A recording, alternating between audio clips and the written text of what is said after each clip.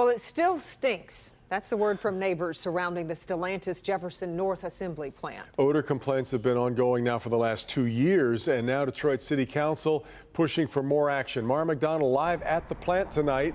Let's find out if the smell is what it was last week or earlier this week when we had a crew there. Mara. Well, Devin, here's the thing. You talk to the neighbors who live around the perimeter of this plant, and they're going to tell you that it doesn't smell every day, but they will tell you it smells weekly. And despite Stellantis putting new equipment in here to abate it, it just, they say, is not going away. Stellantis has put millions, actually make that more than $1 billion, into its Mack Avenue assembly complex, including the Jefferson North plant. But for the last 2 years, those who live on the plant's perimeter have complained of the paint fumes. EGLE has given the complex half a dozen violations over the last 2 years because of the odor. Quite honestly, our residents have been waiting entirely too long for this issue to be addressed.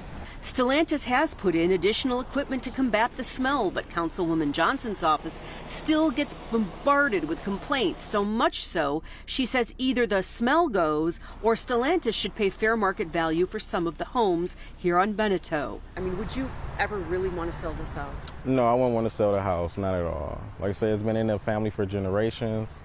It's here to stay. We love the home. Or for families like Aaron's, pay to upgrade the home's HVAC. Johnson says the status quo, it's just not working. We were expecting that the second RTO that was installed was going to address the issues completely, and that hasn't happened. So it's time for some action.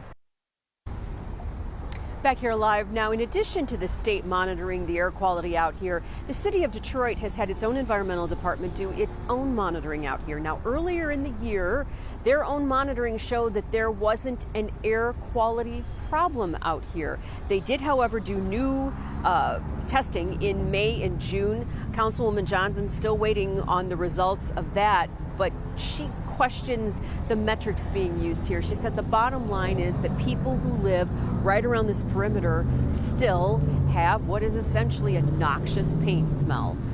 We're live on Detroit's East Side tonight. I'm Mara McDonald, Local 4. It's a long-running frustration. All right, Mara.